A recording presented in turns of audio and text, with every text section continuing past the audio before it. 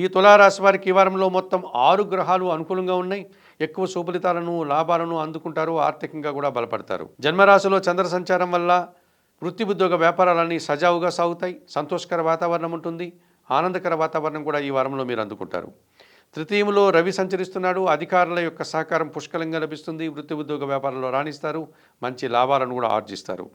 షష్టంలో శని సంచరిస్తున్నాడు. పనివార సహకారంతో ఇంట బయట చాలా పనులు పూర్తి చేస్తారు. కుటుంబ సౌఖ్యాన్ని అందుకుంటారు. మీ ఆలోచనలు కార్యరూపం దాలుస్తుంది. భాగ్యంలో గురువు సంచరిస్తున్నాడు. పెద్దల సహకారంతో కొన్ని అవకాశాలను చేజిక్కించుకుంటారు. సమాజంలో గౌరవ మర్యాదలు అందుకుంటారు. ఈ రాశి వారికి వారంలో ఆది, సోమ, శుక్ర, శనివారాలు అనుకూలంగా ఉన్నాయి. తృతీయములో బుధ సంచారం వల్ల జన సహకార లోపం, వ్యాపారంలో నష్టాలు, రావాల్సిన ఆదాయం వాయిదా పడేటువంటి సందర్భాలు కొన్ని ఈ వారంలో మీకు కనిపిస్తాయి. దానాలు ఇచ్చేటువంటి క్రమంలో కాయగూరలు కానీ, ఆకుకూరలు కానీ గోవులకు ఆహారంగా దానం చేయండి.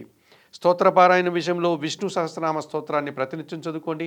ఆలయ సందర్శన కార్యక్రమంలో భాగంగా తులారాశి వారు శ్రీ వెంకటేశ్వర స్వామిని దర్శించి నమస్కరించుకోవడం వల్ల మరింతగా మంచి ఫలితాలను అందుకోగలుగుతారు.